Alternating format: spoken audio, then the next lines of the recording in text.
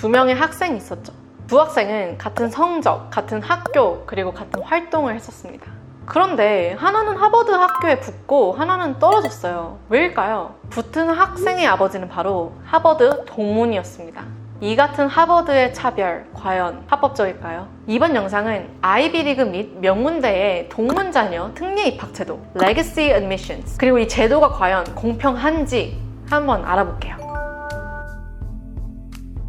레거시, 동문자녀 특례 입학 제도는 그 입학 지원자 중 부모나 그 조부모가 그 대학을 졸업한 경우 이를 참작하는 제도인데요. 동문들의 기부를 장려하기 위해 동문 자녀들의 입학을 넓혀주는 거죠. 하지만 이 제도가 차별적인 요인으로 작용한다는 논란은 계속 되어 왔습니다. 왜냐하면 이 제도의 수혜자는 바로 부유층, 백인이기 때문이죠. 1920년대 일부 아이비리그 대학에서 시작된 레거시 입학 제도는 명문대는 물론 대다수 대학에서 채택하고 있죠. 미국에서는 레주메를 작성할 시 출생지, 나이, 성별 등을 쓰지 않는데요. 왜냐하면 선입견을 갖고 사람을 판단할 수 있기 때문이죠. 그래서 이제 제도적으로 막아놓았습니다. 그렇다고 미국에서 아예 인맥이 통하지 않는 건 또 아니죠. 미국에서도 일명 커넥션이 이제 능력보다 조금 더 앞서 나가는 경우가 있는데요. 선입견을 없애려고 레주메에 출생지, 나이 등을 공개하지 않는 미국에서 역설적이게도 가족 관계를 쓰는 란이 있어요. 가족 가운데 이 학교를 나온 사람이 있느냐, 한마디로 족보 체크인 거죠. 최근 뉴스에 따르면 대학 입학 사정관들이 이제 제도를 향해서 지적하면서 이 제도를 이제 폐지해야 된다는 목소리가 갈수록 거세지고 있는데요. 명문 사립대 존스 홉킨스는 최근 이제 레거시 이 제도를 폐지했습니다. 존스 홉킨스 대 총장은 우리 대학 졸업생들의 자녀들은 이미 사회적, 경제적 혜택을 누리고 있다며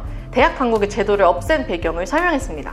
MIT와 칼텍에 관한 경우는 지금까지 이 레거시를 실행한 적이 한 번도 없어요. UC 버클리는 이 제도를 시행을 했으나 1990년대에 이 제도를 폐지했습니다. 그러나 아직도 미국에는 많은 대학교들이 이 제도를 유지하고 있어서 비판의 목소리가 커지고 있는데요. 교육 전문지 Inside Higher Education에서 미국 내 대학들을 상대로 이제 조사를 한 결과 사립대의 42%, 공립대의 6%는 레거시 제도를 계속 시행하고 있는 것으로 나타났습니다. 실제로 오는 2021년 하버드대를 졸업할 예정인 학생의 29%가 레거시 제도 혜택을 본 것으로 드러났죠. 유펜의 경우 조기 전형에 지원한 동문자녀 특례 입학 지원자 중, 즉 레거시 지원자 중 41.7%를 합격시켰어요. 일반 지원자의 조기 전형 합격률은 29.3%로 아주 큰 차이를 보였습니다.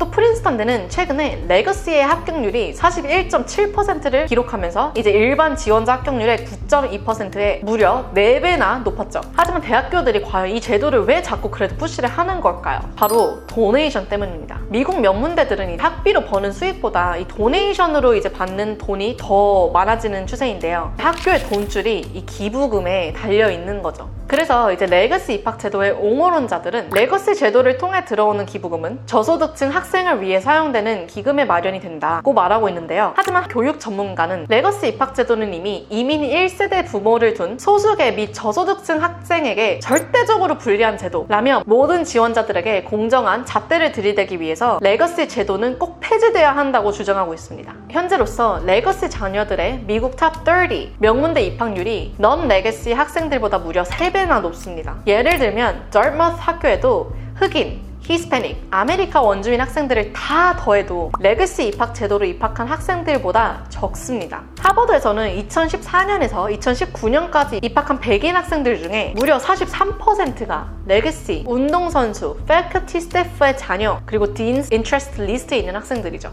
역사적으로 아이비리그 대학교들은 부유층 백인 학생들에게 입학 제도가 더 관대했습니다. 그러니 동문 자녀들에게 입학 혜택을 더 주는 것은 역사적인 차별을 유지하는 것뿐이죠. MIT에서 어시스턴트 디렉터로 일하시는 입학 사정관님이 말하기를 저는 개인적으로 레거시 제도가 있는 대학교에서 일하지 않을 거예요.